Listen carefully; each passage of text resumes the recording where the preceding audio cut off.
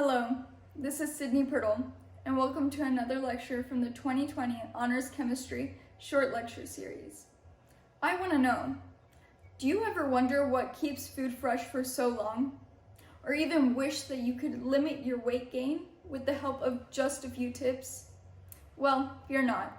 In today's lecture, I will provide a few ways to better understand the roles that preservation methods play in a few of these aspects, using the information gathered from a CMDN article.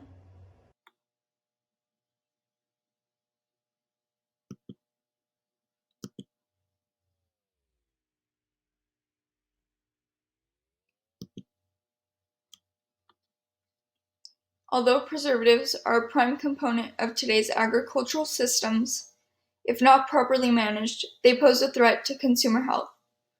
This is through the exposure of BPAs and PFCs, which could result in sickness and even lead to death. Today, I am going to be discussing the branches, uses, benefits, detriments, variety, types, chemical composition, and chemical detection of preservatives.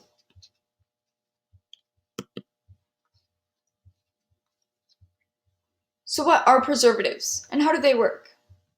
Well, preservatives are an effective way of maintaining the freshness of food products, which are most commonly used in deli and cured meats.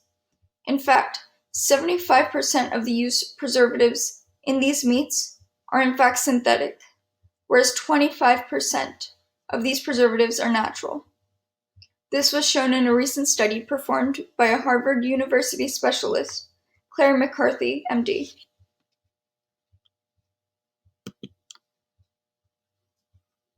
So, there are two basic branches of preservatives, natural and synthetic.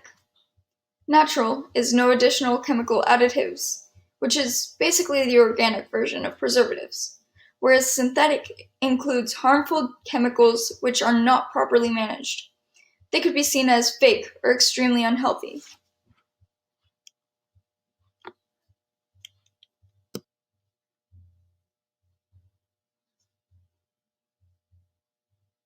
The synthetic branch of preservatives includes bisphenols, BPAs, phthalates, perchlorates, nitrates and nitrites, artificial colors and additives, and formaldehyde.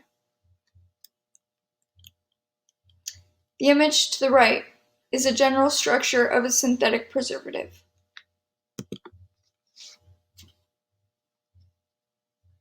The second branch, which is natural, includes oregano extract, rosemary extract, salt, sugar, vinegar, castor oil, and lime. And to the right we have salt, the structure of a natural preservative, and a beaker with vinegar. Use of synthetic preservatives. Where are they found? Well, chemical preservatives are added to wood, cosmetics, and everyday products, such as shampoos and lotions, which contain sodium lauryl sulfate, which consists of the preservative formaldehyde. Formaldehyde is a dangerous chemical which is used in the morgue to preserve dead bodies. This is a chemical that is also found in jewels. It is used in sustenance, medication, personal care products, architecture, and structure. The use of natural preservatives. Preservatives in food. A means of sustaining shelf life of food products. It aids in fighting food spoilage. Preservatives in medicine and pharmaceuticals. Prevents the growth of unnecessary microorganisms.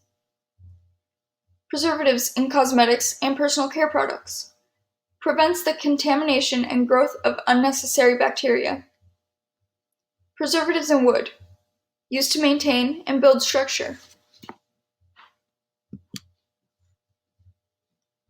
Benefits of natural preservatives. Any preservative, natural or synthetic, is effective in stopping the growth of bacterial exposure and the spread of infection. As effective as some preservation methods may be, It is also not possible to manufacture food in a way that keeps out every microbe. Natural preservatives are proven to be less harmful to the health of the consumer rather than using synthetic or man-made preservatives. Detriments of natural preservatives. Some produce items that are labeled as natural preservatives only are often used with the inclusion of some synthetic preservatives. Although natural preservatives are seen to be a better alternative, they are also proven to be harmful and have a clear impact on the weight gain of many customers. In fact, 75% of produce items such as deli meats and cured meats include a large amount of synthetic preservatives, which have been shown to enhance the development of carcinogens.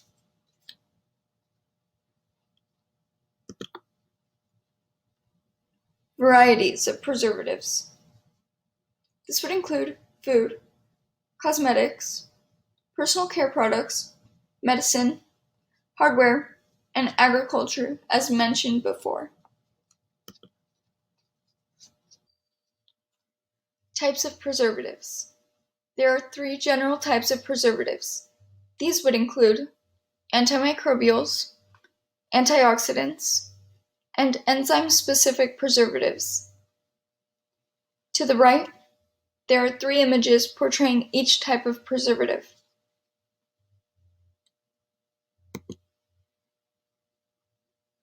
Antimicrobials. What are they?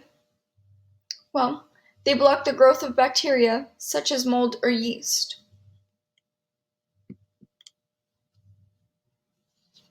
Antioxidants. Slow down the oxidation process of fats and lipids that lead to rancidity. Some examples of these would be berries. It is also said that in preservatives, there are antioxidants. And antioxidants can actually cause cancer. This is most likely why preservatives cause cancer.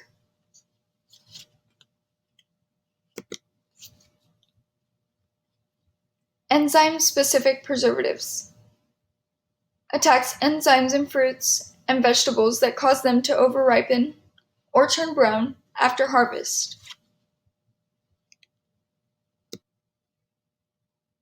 Detection. Chemical detection. How does it work, and why is it important? For this, I will be referencing some information that has been gathered from a C&EN article about a few new methods and the progression of clean label requirements pertaining to preservatives. As previously stated, there are different types of preservatives, all of which require different methods of detection. Chemical detection also is dependent upon the methods of preservation used for a specific product. The most popular form of testing is challenge testing, which involves specific procedures requiring the inoculation of certain microorganisms in various samples. Why is it important? Well, first, challenge testing helps to determine whether the chosen preservative system will be effective in controlling microbial contamination as it was formulated during its anticipated shelf life. Secondly, the method of testing confirms the effectiveness of the product's preservative system while still remaining attentive to any contamination which may have occurred or been introduced during and after manufacturing process. Finally, this method of testing also confirms customer safety usage, which is used in controlled testing. Challenge testing, although it is an effective method, it does pose an issue due to the cost of testing on all products. Preservation methods tend to change as the years go by in accordance to safe label requirements, and health risks have been shown through the use of preservatives.